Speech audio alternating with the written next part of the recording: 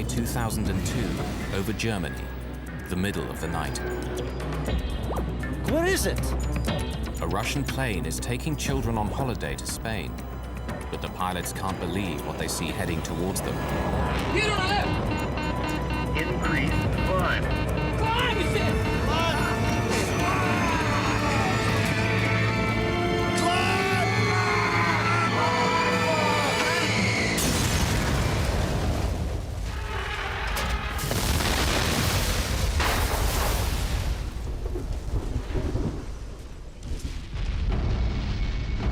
It's among the most poignant air disasters of recent times. How could two planes collide over one of the most closely regulated areas in the world? Bravo Tango Charlie. Faulty technology or human error?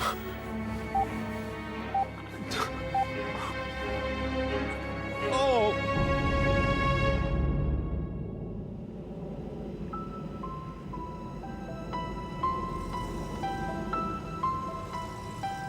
June 2002, the city of Ufa in western Russia.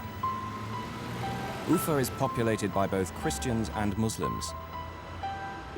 This year, its most outstanding teenagers have been chosen to go on a 2-week vacation organized by UNESCO near Barcelona in Spain. They're among the most clever, athletic, or artistic children of Ufa. Kirill Degtyaryov is a 14-year-old prodigy. He's been painting since he was 4 years old and has already had 2 public exhibitions. He's halfway through his new work. He was very good at painting. He felt colors. He received good reviews. The trip sounded very exciting. That's why we agreed that Kirill should go to Spain. He just graduated from grade 9. He needed some rest, and it was a good opportunity for a summer holiday.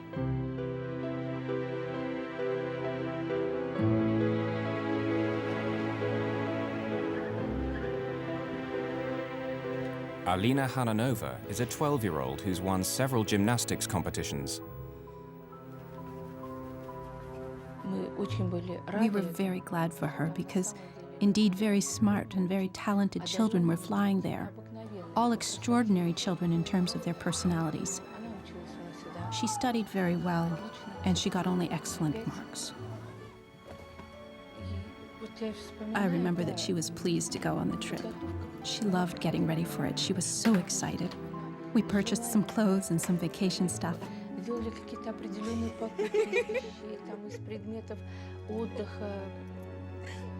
As she was born, I informed my husband, and he cried because he was happy to have a daughter.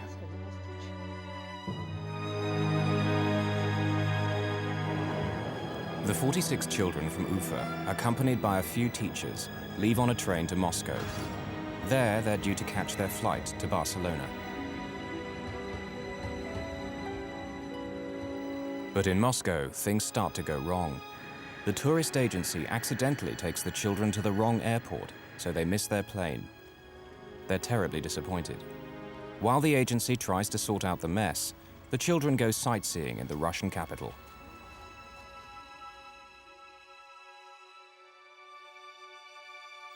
It takes 2 days to charter another jet, but finally they're on their way to Barcelona.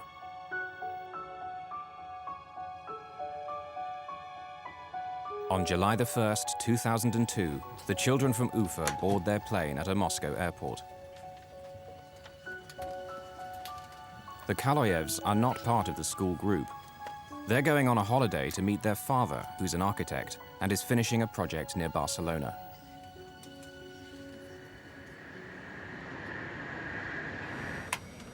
No fewer than 5 Russians are flying this plane. The captain is Alexander Gross, who's been a pilot for over 30 years.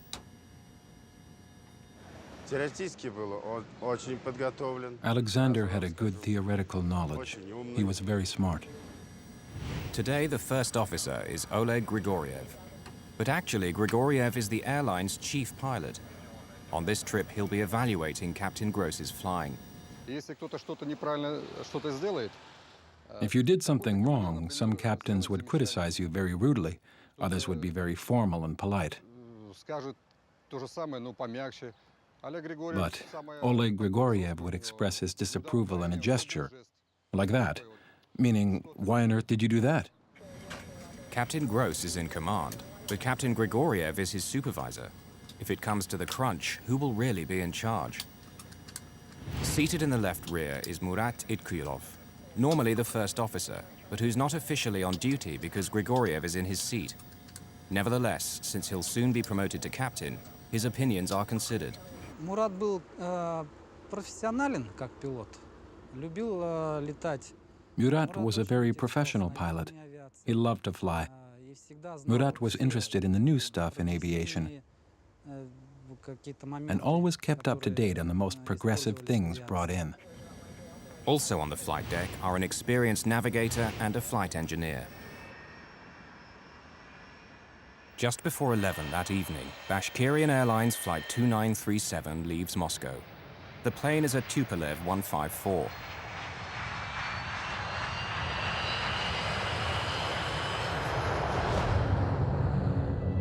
Like most modern aircraft, it carries collision avoidance equipment called TCAS, or Traffic Collision Avoidance System.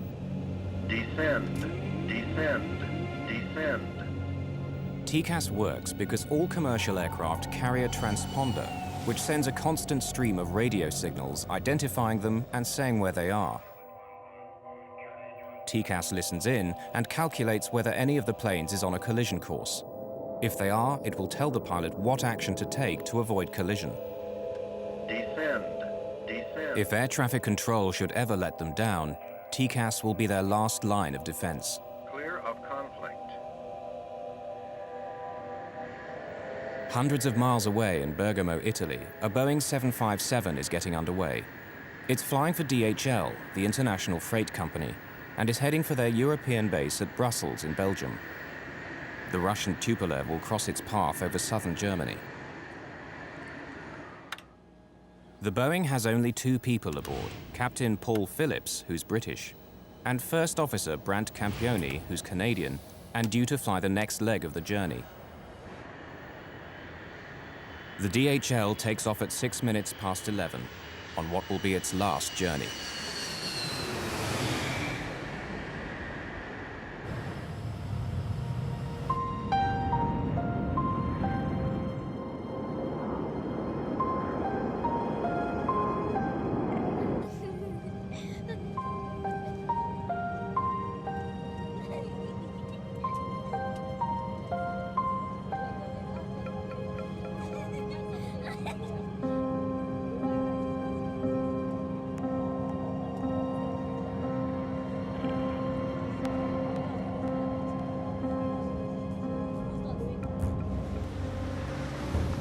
Ten to 8 at the Skyguide Area Control Center in Zurich, Switzerland. The busy day shift has ended and the night shift is reporting for work. Peter Nielsen is an experienced controller. He's been doing this job for 8 years. The center regulates air traffic in southern Germany as well as northern Switzerland. Tonight, there are only 2 controllers on duty. But the traffic in their sector is light, and Nielsen's colleague decides to take a lengthy break, a common practice at Skyguide. Peter Nielsen is now responsible for all air traffic on 2 radar screens, which sit several feet apart. At 10 past 11, 2 technicians arrive. They inform Peter that Skyguide management has authorized them to carry out maintenance work on the main radar. While they do so, the screens will work much more slowly, and will give no visual 2-minute warning if planes are getting too close to each other. Tie into 933, route Tragically Allgäu. Bavarian 350, descend flight level 270.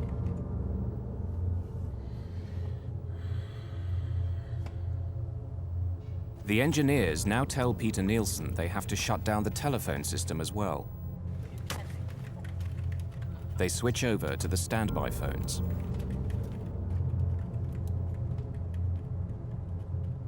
No one realizes it yet, but the seeds of disaster have been sown.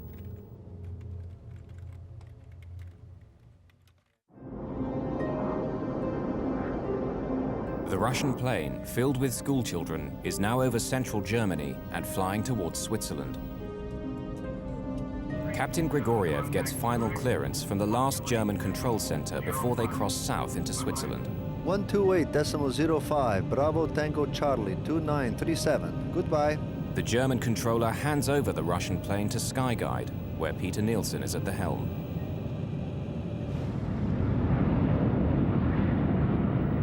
Meanwhile, the DHL plane is climbing north over the Alps and is now entering Swiss airspace.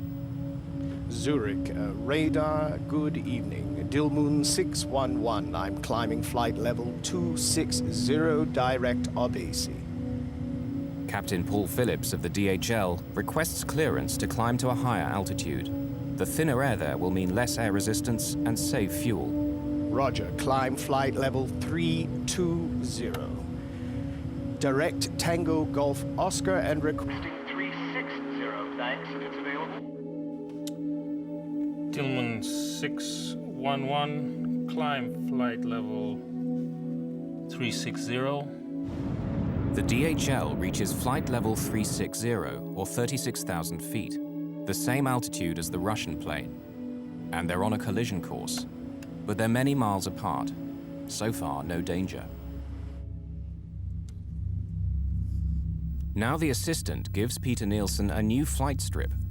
An Airbus Aero Lloyd Flight 1135 is flying to the airport of Friedrichshafen nearby.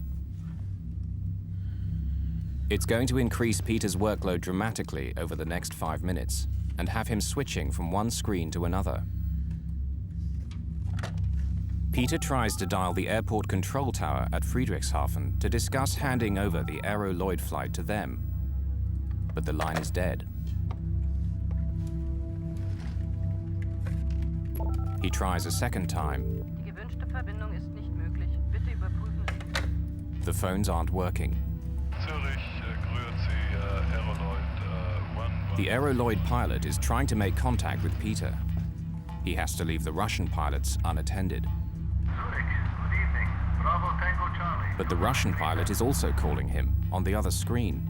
Aeroloid 1135, roger. Call you back. Station calling. Say again, please. Zurich, good evening. Bravo Tango Charlie, 2937. Level 360. Bravo Tango Charlie 2937, squawk 7520. The Aero Lloyd is calling again. Yeah, expect so. Call you back shortly. Now another plane needs him. A Thai Airways flight heading north. Thai into 933. Contact now on Munich 132.140. Goodbye. 140, Thai 9. Air traffic controllers are used to handling tricky situations. But tonight, Peter's equipment isn't working properly, and he's controlling 2 screens at the same time. Normally, his radar would warn of any impending collision. What he doesn't know is that tonight, it's out of action. Correct. What is your present heading? Present heading is 265. Roger. Right turn, heading 280, vector ILS 24. Right heading 2804 to expect ILS 24, Aero Lloyd 1. Peter wants to get this Aero Lloyd flight off his hands. He tries dialing the public number for the Friedrichshafen control tower for the 3rd time. Bitte überprüfen Sie die Rufnummer. Die gewünschte Verbindung ist...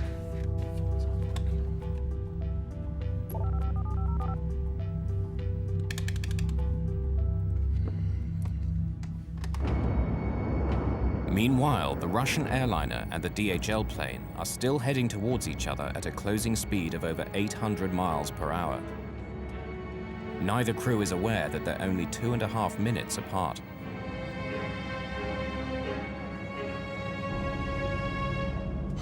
The DHL plane is now approaching the Swiss border with Germany. The Russian Tupolev is heading for exactly the same spot and at the same altitude. Finally, someone at another air traffic control center in Germany spots the danger. Conflict. He grabs the phone to warn Nielsen, but can't get through.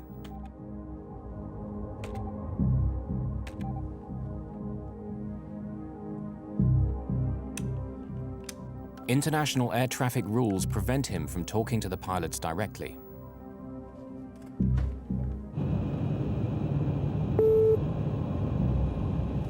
Look at that. Now, for the first time, the Russian pilots can see the DHL plane on the screen of their TCAS anti-collision computer. But Peter Nielsen is still focused on getting the Aeroloid flight safely down. Aeroloid 1135? Aeroloid 1135, go ahead, sir. Yeah, I lost my connection to Friedrichshafen Airport. Could you please call them on your second set, 124.35. Tell them you're coming in ILS 24 with 20 miles now? Okay, will do. Thank you. Okay, taking over. On the DHL cargo plane, the crew is relaxed. They don't know they're on a collision course. Their TCAS hasn't sounded a warning yet. Stuff I can get you? The first officer goes to the washroom. On the Russian plane, the pilots are getting concerned. The other plane is getting closer and closer, but they're not exactly sure whether he's on the same altitude as them. He's going below us. Why below? 500. No, 100 meters. Traffic. Now fucking traffic. Why? Traffic. TCAS, the collision avoidance computer, is warning the Russian pilots that the other plane is getting too close for comfort. At the same moment, the TCAS in the DHL cockpit detects the Russian plane. Descend.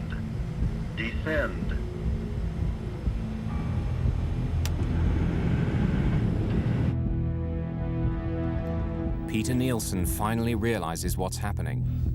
Bravo Tango Charlie 2937, descend flight level 350. Expedite. I have crossing traffic. Descend. Captain Gross disengages the autopilot and starts to descend. Climb. TCAS is telling them to climb. The controller is telling them to descend. It says climb. He is guiding us down. Bravo Descend Tango Charlie 2937, descend level 350, expedite descent. Expedite descent level 350. Bravo Tango Charlie 2937. Peter Nielsen thinks he's averted a collision by telling the Russian plane to descend. But what he doesn't know is that the DHL pilots have received a TCAS instruction telling them to descend. Increase! Dilmoon 600. TCAS descent.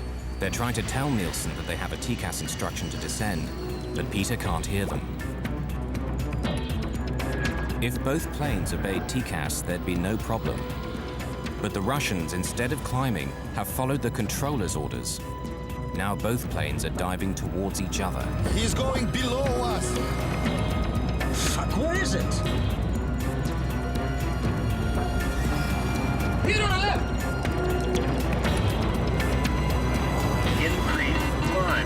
Increase. Climb. Climb, it says. Climb. Descend. Fuck, descend hard.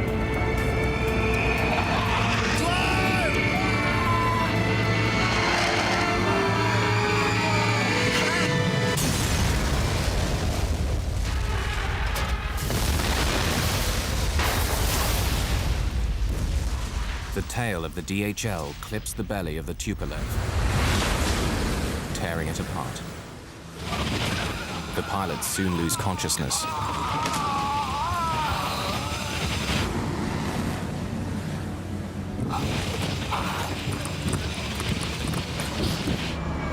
The DHL struggles on for another 2 minutes.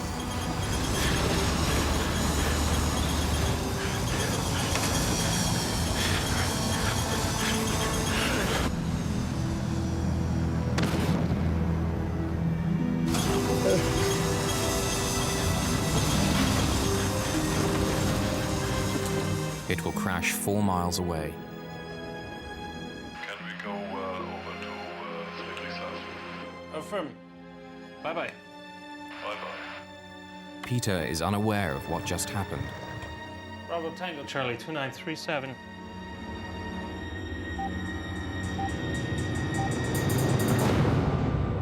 Bravo Tango Charlie 2937.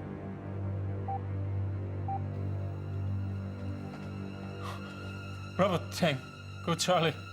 This is the nightmare that every controller hopes will not happen to him. 2 of his aircraft colliding, killing scores of people. Oh! Peter Nielsen leaves the control room for the last time, but his story is far from over.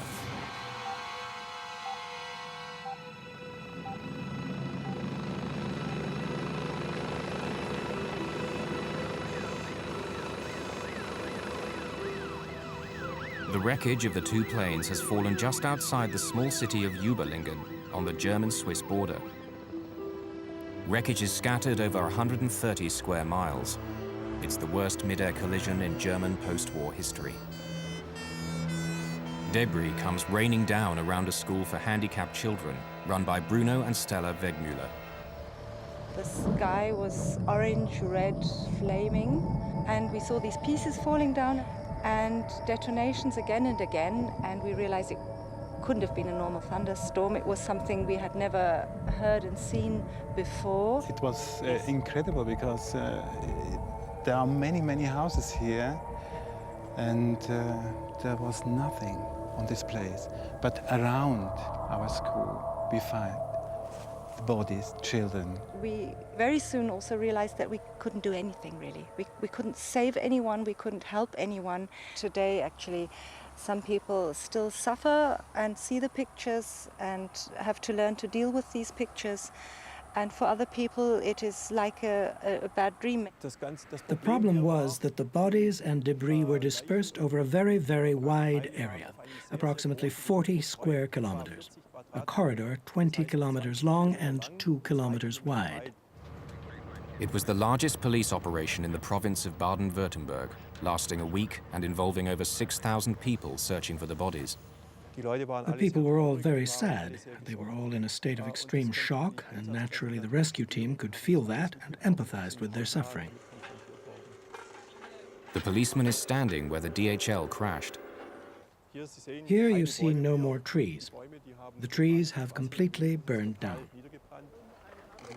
We assume that the turbines of the Boeing separated first, approximately 700 to 800 meters high before this plane crashed.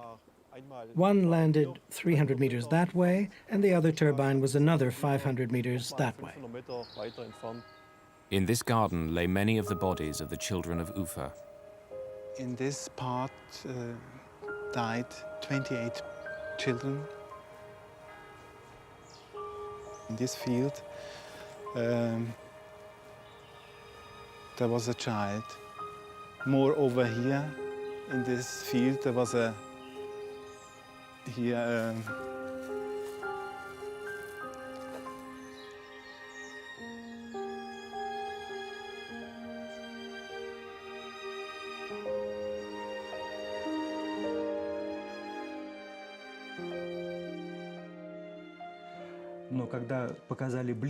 When they showed a close-up of an airplane, I saw an emblem of our Bashkir Airlines on the rear of the aircraft. I was in the kitchen. Everybody was still asleep. I nearly fainted. I leaned to the table.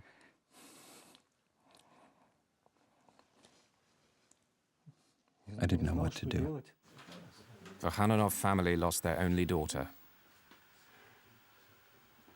Irina Degtarieva lost her only child.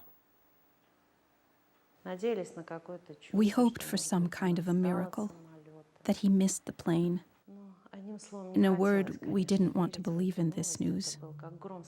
It was like thunder in a clear sky, and God forbid anyone gets news like this.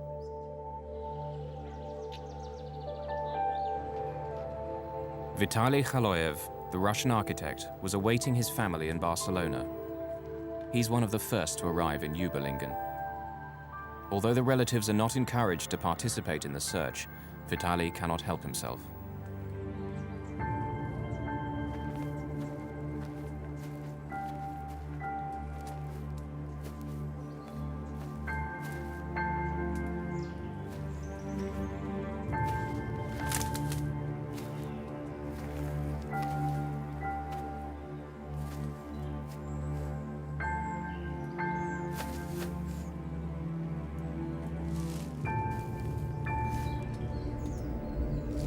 Vitaly finds a broken pearl necklace. He recognizes it as his 4-year-old daughter's. My angel.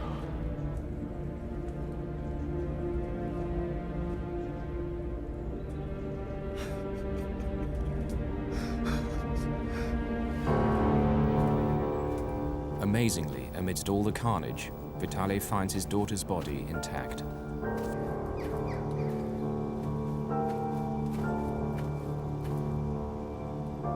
She did not suffer at all.